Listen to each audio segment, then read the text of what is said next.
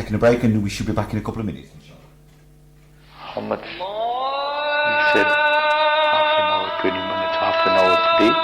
So we will stop here, and from tomorrow, inshallah, we will start from the beginning, whatever we can discuss with regards to Nabi Kareem Sallallahu Alaihi Wasallam, every day little, till wherever we go.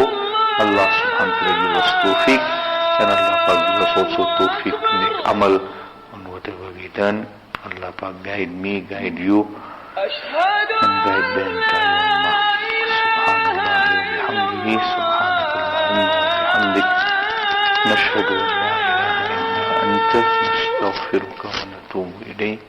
Assalamu alaikum. न सहबा से मुझे रग़बत न सागर याद आते हैं, न सहबा से मुझे रग़बत न सागर याद आते हैं, मुझे हर हाल में साक़ी कौसर याद आते हैं, मुझे हर हाल में साक़ी कौसर याद आते हैं। किसी मजलिस में जब ज़िक्र रसूल पाक होता है, किसी मजलिस में जब ज़िक्र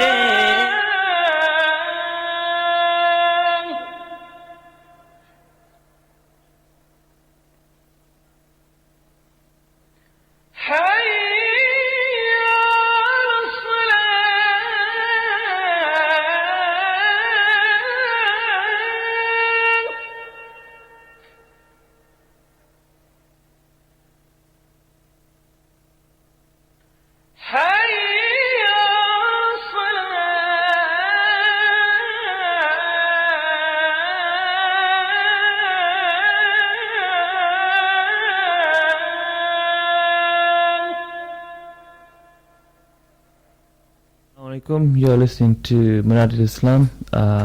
You can hear us live on www.munadilislam.com, also on Facebook, Radio Munadil Islam. If you want to text in or WhatsApp the studio, the number is 07510 769 997. Assalamu alaikum. Welcome back. Jazakallah for that, Jav and Zain. I hope you enjoy. I know the first time on the radio is a bit nerve-wracking, so next time you come you'll be quite promising and quite, head on. We'll get to talk quite a bit. Assalamu alaikum, Salma. Walaikum salam. I'll let you do the introduction yourself, if that's okay. Yeah, that's fine. I'm Salma Rawat, and I work for an organisation called One Roof Leicester, which supports the homeless that are living in our community. Right. The homeless, is that just... is it the wider community? Is it Muslims, English people, or everybody, the whole diverse community of Leicester? Basically, we help anybody that's destitute in Leicester, so they can be from any background, nationality, but more importantly, people who are entitled to benefits and those who aren't. And how long has the organisation been running? We've been a charity for just over 2 years, but we've been running for about 3.5 years now. And what's your background? Have you done any charity work before? I've been involved in charity work for over 15 years. I've been doing lots of things just in and around Leicester. Mainly, I suppose I would say I've been volunteering for the Islamic Society of Britain, who is one of the founder organisations of One Roof Leicester. And for ISB, I've been running a drop-in for the homeless for the past 5 years on a Saturday morning. So that happens every Saturday, all 52 weeks in the year. Oh, right, okay. And then in between, I try and do whatever I can for Friends for Luxor as well. That's quite good. Yeah. Is it just yourself, or is it quite a broad team of volunteers that you've got? Well, at One Roof Leicester, we have there's 4 sort of team members, staff members. We're all part-time, but we're currently running the winter night shelter, and we've got over 250 volunteers that are supporting the night shelter at the moment. Are they just Muslims, or are they all sorts of background? The winter night shelter is the first multi-faith night shelter in the country, and we have got either 8 faith groups or denominations supporting it. So we've got Muslims, Sikhs, Hindus, Anglican Church, Methodists, Quakers, the Jewish community, and somebody else says it's really wide, and so we've got volunteers from the whole spectrum. Why, I always ask, why One Roof, why not something else? What made you go down that route? Well, my background is definitely not in homelessness, and as I mentioned earlier, I've been volunteering for ISP for about 15 years, and we do what is called Islam Awareness Week every year, and in 2009, seems like a long time ago now, during Islam Awareness Week we actually hosted a one-day event where we provided a hot meal, toiletries, clothing, all of these things to people who are refugees, asylum seekers and the homeless in our community. Right. And I met a homeless guy on that day, and I was trying really hard to give him a bag of food, an extra bag of food, because we just had so much food donated. And he said to me, I can't take another bag of food. And I was like, but you need it. He says, I know I need it, but I have to carry around with me everything I own. Oh, right, so I can't take another bag. It's just surplus weight that, I don't need. And that for me was like quite striking, that, it was between going hungry and having that extra sort of weight to carry around, and also the fact that it's like really probably the first time I'd actually spoken to somebody who was homeless. And you see people on the streets, you might see people begging, you don't always know if they're homeless. Your perception usually of homelessness is what you see on TV, so it's about things you might see in films or in soaps or documentaries, but it's not actually somebody you ever interact with.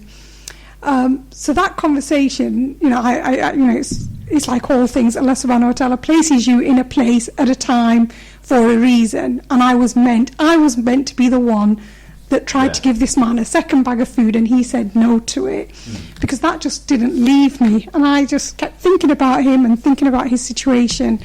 So I went back to ISB and I said to them, look, can we do something more to help homeless people? So they said, well, you know what, Salma, go out, do some research, find out what's needed, come back to us and we'll have a look at it. And during that time, so that was sort of early 2010, I went to have a look at what the need was, did lots of research around homelessness in Leicester, what the issues were, where the gaps in service was. And one of the things that was missing then was a feed on a Saturday. There was no food, so the homeless guys could get dinner on Friday night, and then they would get nothing until Sunday evening again. Right. And if you're rough sleeping, especially in the winter months, that literally could mean that you are going 48 hours without even coming into the warmth, let alone getting food or a hot drink or interacting with somebody. This all came secondary. It was just the fact that somebody could be outdoors all that time. So I went back with this idea that we could possibly do something on a Saturday, and we looked around at what we could do, what we could offer, and most importantly, venues. And again, alhamdulillah, I met a vicar who wanted a service to be run from his venue, from his church, and he didn't know what to do. And I, on the other hand, knew what I wanted to do, but we didn't have a venue. And we just got talking, and it's like they say, the rest is history. And so alhamdulillah, we just celebrated our 5th anniversary of running the Saturday drop-in, and it was really just through that doing the Saturday feed and then ad hoc things here and there.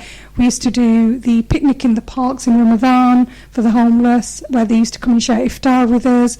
And then obviously through this, I just kept on learning and finding out more about homelessness, and that's when I met a chap called Ben Brown, who works at Community of Grace, which is a hostel, and we started thinking about actually what are the bigger gaps, what are the bigger issues around homelessness in Leicester. And we went on to set up One Roof Leicester, and so we run One Roof. We have a night shelter, we have accommodation. Where is that actually based then, One Roof Leicester? The office is on Regent Road, but our night shelter, like I said, rotates around 7 venues. So the night shelter runs for the winter months, so it starts in December and ends at the end of February. And every night it goes to a different venue. So we've got 7 venues and it rotates once a week. We have 10 beds available. So people, we've got 10 rough sleepers on the beds. So right at this moment in time, the night shelter's operating from City Retreat. So we've got 10 beds available at City Retreat. Tomorrow it'll be at a church. The day after it'll be at the Catholic Church. The day after that, the Hindu temple, and then the synagogue. So it's relating quite a variety of different venues. And besides that, we also have houses. And we've got 3 properties at the moment that have been given to us by investors on a long-term lease.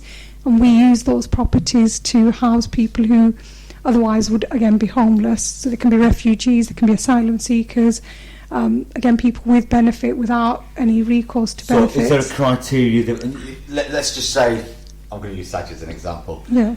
Sajid's homeless, he hasn't got anywhere to go, something's happened, and he turns up. Is there like a criteria he'd need to fill in or anything like that? We have criteria about who can you come to one of our properties. And we also have a referral process as well. So it's very rare that we'll take somebody on a direct sort of access policy. It's usually through a referral from another agency. Right. So whether it's the Red Cross, one of the partners agencies that we work with. So we've got a list of people that can refer to us. And the reason we have to have the criteria and a referral process is whether it's for the night shelter or for one of the houses, is we've got to just make sure that everybody else in that project is safe as well. So for the night shelter, it's making sure that the other guests are safe, that volunteers are safe, the venues are safe. If it's in a shared house, we've got to make sure that that mix of people is going to work. Yeah. We don't have really strict criteria, but we do have criteria. The other question I wanted to ask was, when you first started, you was out on the streets. Was it quite scary? Because you don't, not being disrespectful to anybody, you don't know what to expect. You like working with the unknown, aren't you? Yeah. In a way, was it quite scary? Like for a lady for yourself, getting out there and you're thinking, "Oh, I want to do this," and meeting a homeless person, they've been quite rough, rugged, etc. They haven't eaten, the mood's not there, etc. What was the experience like for yourself? Yeah. What we've always avoided doing is actually having a soup kitchen or our drop-in. Our drop-in doesn't run outside anyway. It's in a venue. So like I said, it's at St. James the Greater Church. And the reason we have it indoors is because we don't want a soup kitchen. What we want to do is create an environment where people can come in. There's warmth, there's social interaction, there's recreational activity. So it's actually a bit of a hub that they're coming to rather than being outdoor. But one of the things that, obviously I've been doing this quite a few years now, and over the years, obviously the guys get to know you, you get to know them. In 5 years of running the Saturday drop-in, we've never had an incident.